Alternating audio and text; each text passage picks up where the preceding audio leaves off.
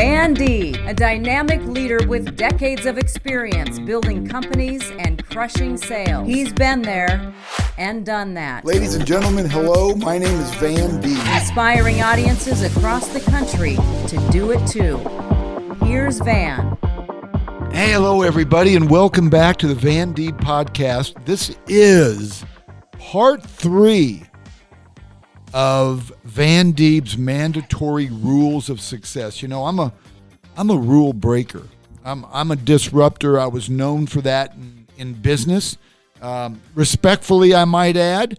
But I'm not a rule breaker when it comes to the fundamentals of being successful, because there's no sidestepping the traits of being successful. And so today is part 3 of my mandatory rules for success. And I'm talking about something that was very dear to me. And when I was younger, I said this in part 1 and part 2. And those of you that have been listening to me for years or been at my speeches, you know, I wasn't grown up with, I didn't grow up with a mentor. I didn't have people telling me how to be a businessman, how to own a business, how to be a good salesperson.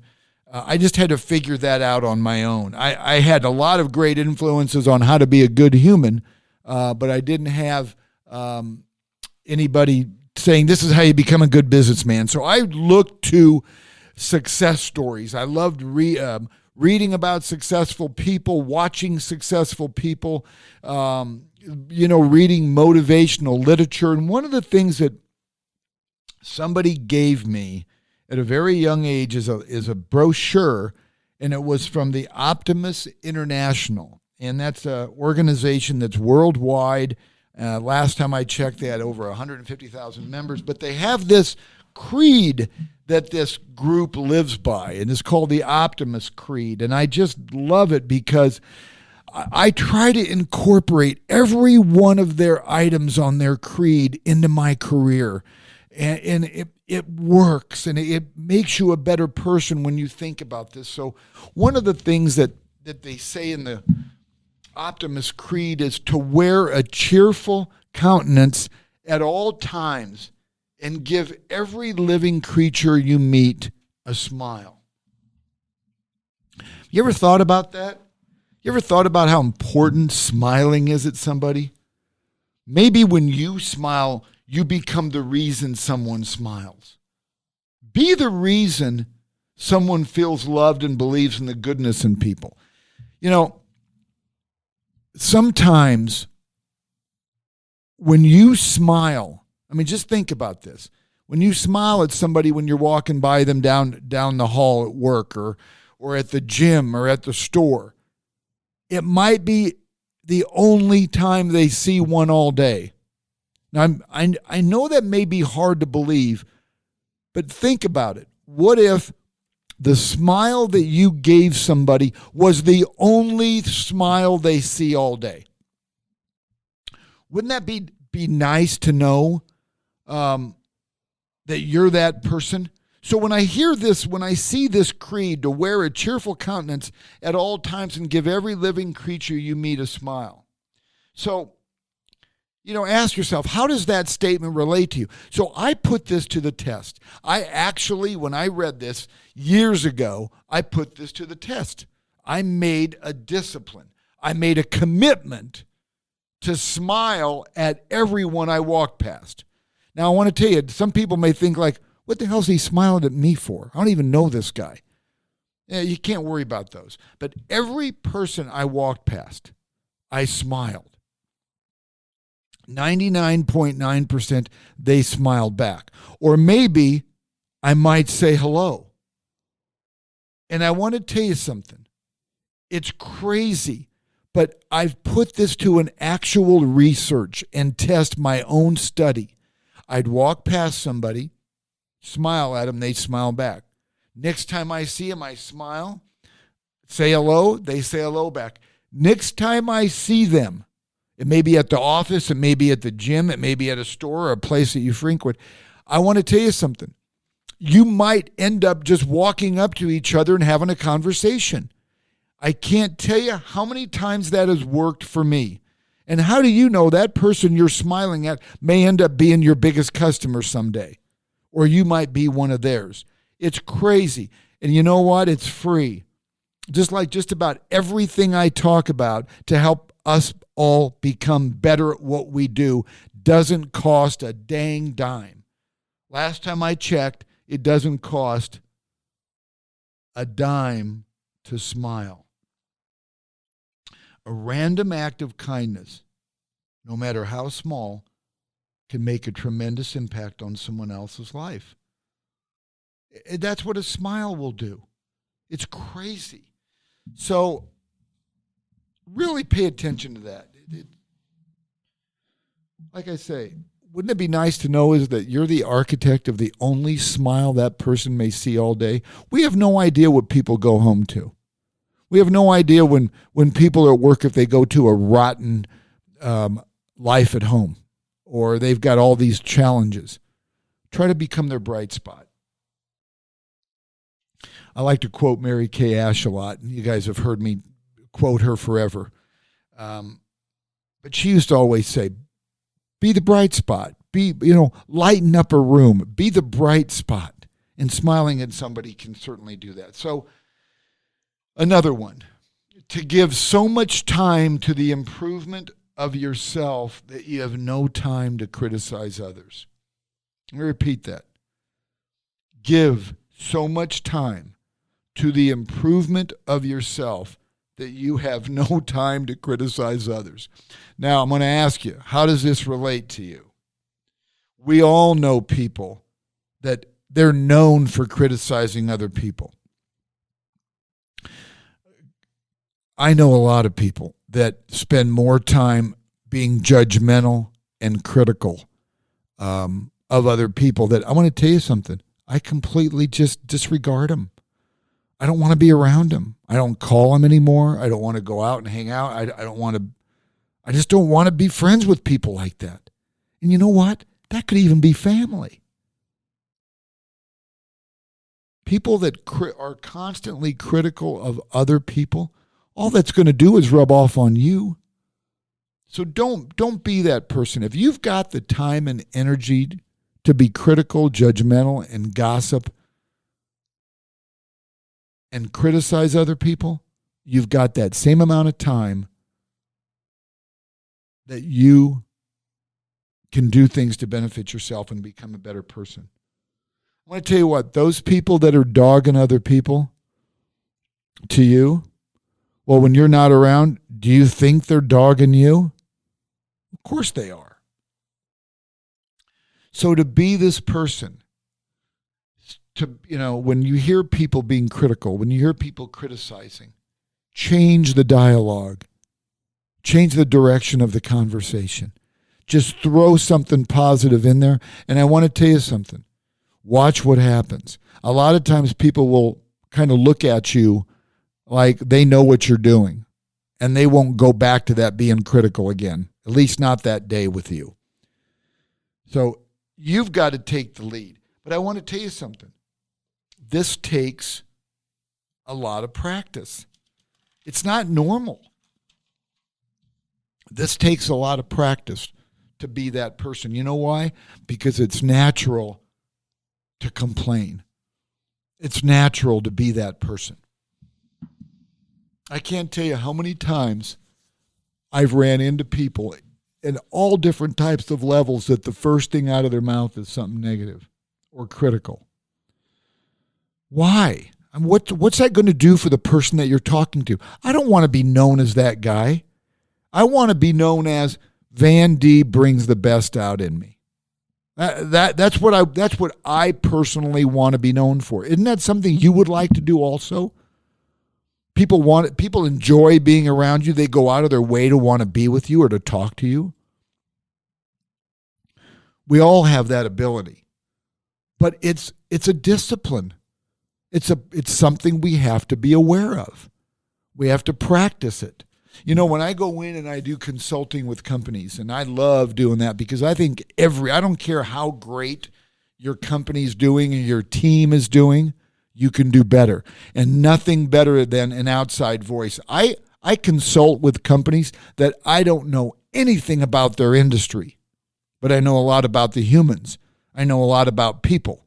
I know how to bring the best out in people, so it's going to affect what they do for a living. So one of the things that I do with companies when I hear people say, one of the challenges we have here is there's a lot of negative people. A lot of companies deal with that.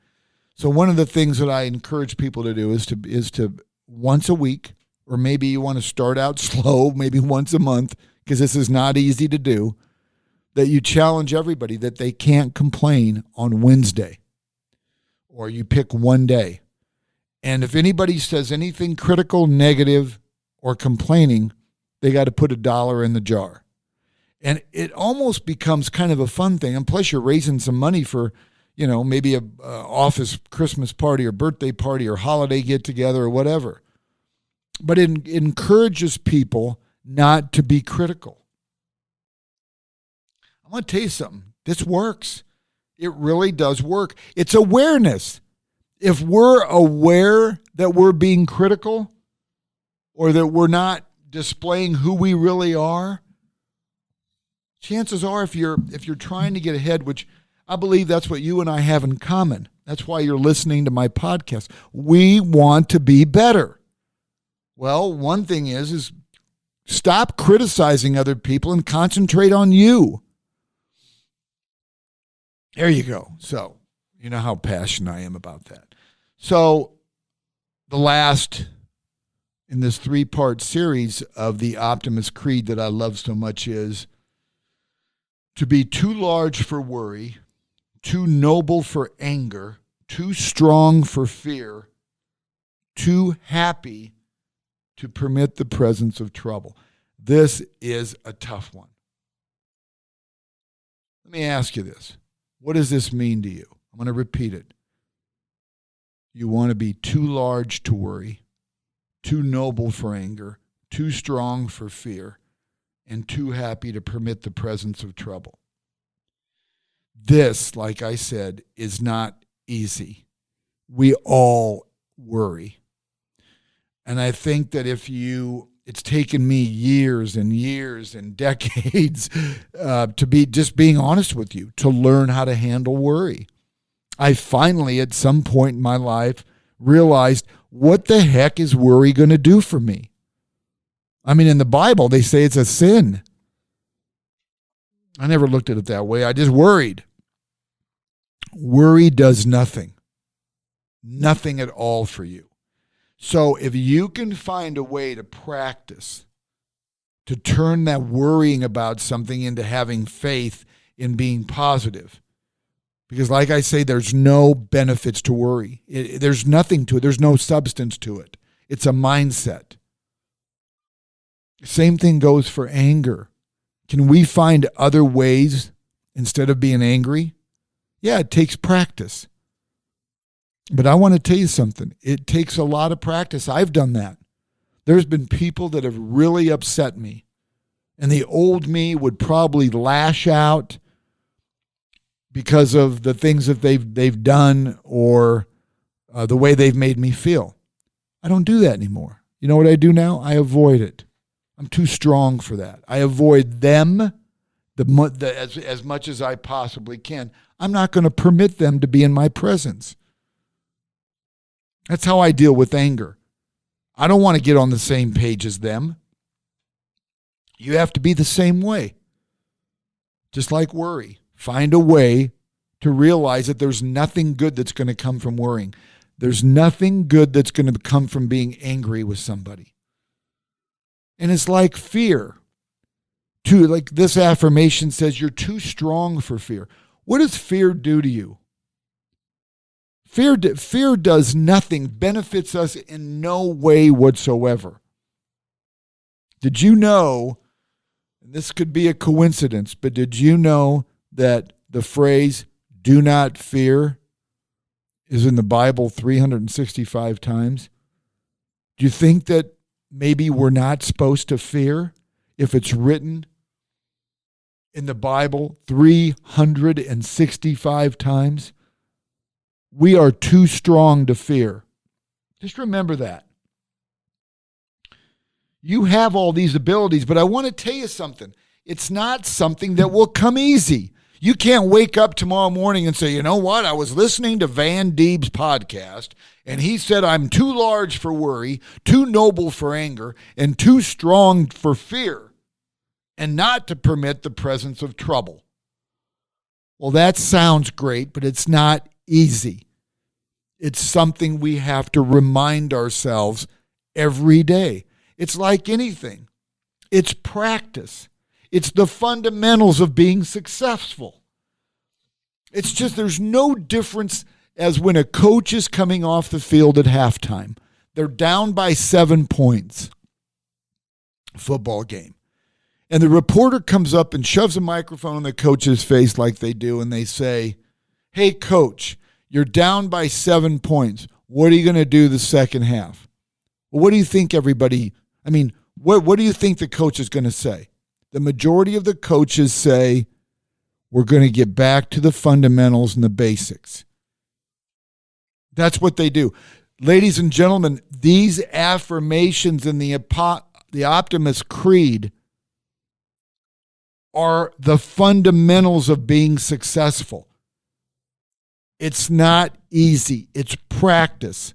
Just like you have to practice the fundamentals at your job description. You didn't walk into your job knowing everything to do. No, you had to practice. You had to make it part of who you are. This is the same thing. It's the fundamentals. It takes time and practice. So one of the great things that all these statements and that these 3 podcasts, part 1, part 2, part 3 of Van Dieb's Mandatory Rules for Success all have in common is they're all free. Every one of these things that we talked about are all free. They're not going to cost you a dime. And you know what else? We all have the ability to incorporate these in our life if we choose to. We do. You have the ability to incorporate everything we've talked about in these 3 podcasts. To incorporate these in your life. Watch what happens. What do you have to lose? Think about it. What do you have to lose? You know what? Here's who's going to benefit. The people that love you. The people that care about you. Your spouse, your husband, your wife, your kids, your employer, your employees. Everybody you see in your daily grind, from the second you wake up to the second you go to bed, is going to benefit from you because you're going to be the person that everybody wants to be. You're going to be a role model. Are you called a role model right now? I mean, do people actually say you're a role model? Wouldn't that be cool if they did? Hey, man, I want to think like you. I want to be like you. I want to have a positive mindset like you. The benefits to everybody involved, especially you, are crazy good. And I'm going to read these real quick to you before I sign off on this part 3 podcast. These are things you have the ability to do. Write all these down. And I'm not going to talk that slow, so you have to play it back. So, 1, to be so strong that nothing can disturb your peace of mind. Number 2, to talk health, happiness, and prosperity to every person you meet. Number 3, to make all your friends feel that there is something in them. Number 4, to look at the sunny side of everything and make your optimism come true. Number 5, to think only of the best, to work only for the best, and to expect only the best. Number 6, to be just as enthusiastic about the success of others as you are about your own. Number 7, to forget the mistakes of the past and press on to the greater achievements of the future. Number 7, to wear a cheerful countenance at all times and give every living creature you meet a smile. Actually, that was number 8. Number 9, to give so much time to the improvement of yourself that you have no time to criticize others. And number 10, to be too large for worry, too noble for anger, too strong for fear, and too happy to permit the presence of trouble. Ladies and gentlemen, once again, practice these. You have the ability to incorporate these in your life. I'm not doing these podcasts to hear myself talk. I want to benefit you. And I can only benefit you by things that have worked for me. This has worked for me in my life. Everything I talk to you about is from my experiences. Please, please incorporate these into your life. Watch what happens to you and to everyone around you. I'm super grateful for you tuning into this 3-part series, and I can't wait to get back and talk to you again on my next podcast. Please remember to rate, review, and subscribe to the Van Deeb Podcast. I am grateful for you. Thank you. A Parkville Media Production.